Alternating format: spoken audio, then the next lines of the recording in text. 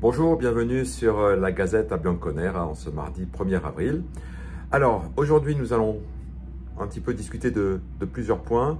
Le premier, c'est la Next Gen, qui est un sujet qui me touche à cœur, puisque c'est un sujet qui touche de près la formation. Et comme je suis éducateur de foot, je suis très intéressé par la formation. Et surtout, je pense que c'est l'avenir de grands clubs de foot aussi, c'est d'avoir un centre de formation très puissant, avec la possibilité de produire ses propres champions, sans avoir forcément besoin d'aller chercher des champions ailleurs, même si il y a la possibilité de créer des amalgames, c'est toujours intéressant. Mais l'autonomie pour moi d'un grand club de pouvoir produire ses propres footballeurs est très intéressant. La deuxième chose, on va parler un peu de Giuntoli. Il y a des changements quand même dans son comportement en ce moment. Le troisième point sera l'éventuelle recapitalisation en cas de non-qualification pour la Champions League, qui est très forte de symboles. Alors avant d'aborder le premier sujet, je vais vous inviter à vous abonner si ce n'est pas déjà fait, à faire un commentaire si évidemment vous avez envie de commenter, de liker et d'activer la clochette de façon à recevoir toutes les notifications chaque fois que je sortirai des vidéos sur notre club, la Juventus di Torino. Donc, la Next Gen. J'ai appris aujourd'hui que Igor Tudor envisageait d'inclure 5 nouveaux joueurs de la Next Gen dans l'équipe professionnelle. Et ça, je trouve que c'est extraordinaire quand vraiment un entraîneur, non pas par obligation comme ça a été fait plusieurs fois, mais vraiment quand il ressent que certains joueurs sont prêts à faire le grand saut, qu'il les baigne avec les pros, qu'il leur donne leurs premières émotions du haut niveau et pourquoi pas l'opportunité de fouler la pelouse, même ne serait-ce que 5 minutes pendant un match pour un jeune, je trouve que c'est super important. On a vu que la Juve était capable vraiment de former de très bons joueurs. On a Fagioli qui malheureusement est parti. On a Ken qui malheureusement est parti. On a Ealing, on en a eu à l'appel. Là, on a Savona. On en a vraiment beaucoup qui ont été vendus ou qui restent au sein du club. Donc, ce qui prouve que la Juventus a réussi ce pari de la formation et de l'autosuffisance en termes de talent. Donc ça, je tenais quand même à le signaler que c'est un point extrêmement positif. Le deuxième point que je voulais voir avec vous, c'est Giuntoli. Donc Giuntoli, depuis le départ de Thiago Motta, je pense qu'il a été aussi recadré, très certainement, dans son rôle de directeur sportif. Et je pense que, comme John Ekman a vraiment fait comprendre que tout le monde devait se remettre en question depuis le licenciement de Thiago Motta, qu'évidemment, ce n'était pas un échec ponctuel, mais un échec collectif. Je pense que Giuntoli prend encore un peu plus à cœur sa mission et apparemment se montre beaucoup plus présent auprès de l'équipe, auprès de l'entraîneur, auprès du staff, auprès de tout le globe Juventus. Et je pense que peut-être que cette crise va dévoiler le meilleur de Giuntoli.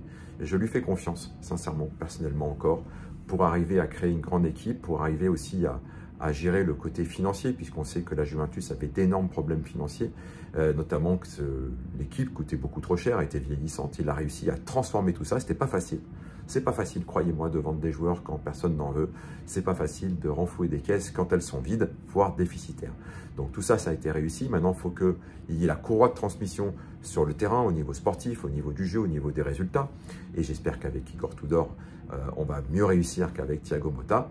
Donc là aussi, je pense que c'est plutôt une bonne nouvelle que le DS se sente un petit peu remis en cause par le propriétaire, de façon à stimuler un petit peu, qui était peut-être un petit peu endormi en termes de suffisance. Je ne sais pas, c'est ce que j'avais un petit peu remarqué, mais bon, voilà, ça ne regarde que moi.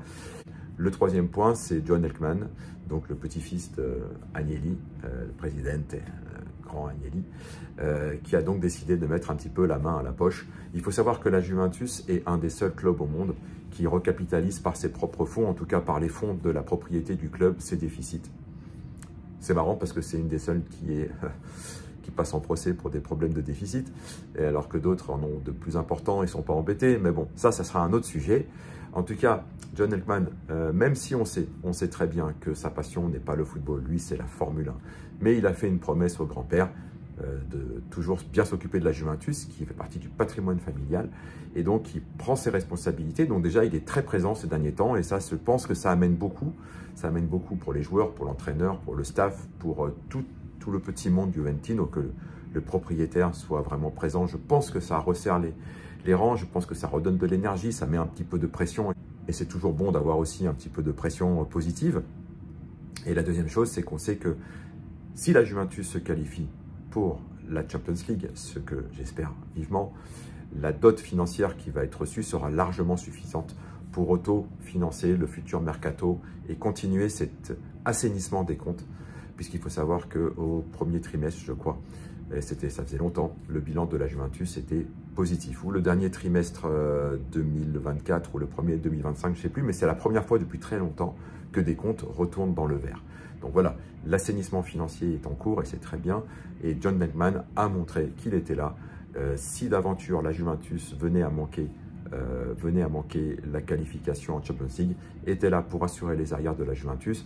Pourquoi pas pour essayer de garder au moins une partie des talents. Notamment, ils disent, je tiens juste à préciser un petit détail, c'est que quand ils disent à marquer, une semaine après avoir passé tout le match de Florence sur le banc quand même, il est passé du banc à la lumière avec Igor Tudor et il a été évidemment l'homme du match puisque c'est lui qui a marqué le but de la victoire, le seul but du match. Rappelez-vous, quand il marque le but, il embrasse le fanion de la Juventus. Il porte le numéro 10 sur lui, donc je pense que pour lui, son objectif, je le pense sincèrement, c'est de rester dans ce club. Mais bon, un joueur comme ça, pour le garder, il faut des finances. Et un club, c'est une entreprise, l'argent ne tombe pas du ciel, tout ça se gère. Voilà, donc j'espère que la qualification va arriver de façon à maintenir la plupart des joueurs, en tout cas ceux qui veulent rester, de pouvoir la renforcer avec l'arrivée d'autres joueurs. Et si d'aventure la Juventus ne se qualifiait pas, John Neckman, la propriété du club, la famille Agnelli, quand même, il faut le dire, sera là pour solidifier les finances du club, sauver l'essentiel et repartir pour l'année prochaine, pour enfin arriver à un niveau que la Juventus mérite. Voilà, écoutez, merci d'avoir été là, merci d'avoir été présent, je vous souhaite une bonne journée, et puis s'il y a du nouveau, je serai toujours là. Vous voyez, je suis toujours pas chez moi, au travail, les lundis, mardis, je suis sur mon lieu de travail, donc je n'aurai pas la possibilité de vous faire ces reportages avec ma tenue traditionnelle de la Juventus dans mon bureau. Mais j'ai remarqué aussi une chose en regardant la vidéo, c'est que même le décor de mon travail est noir et blanc, vous voyez. Et ça, c'est pas fait exprès, donc c'est quand même extraordinaire.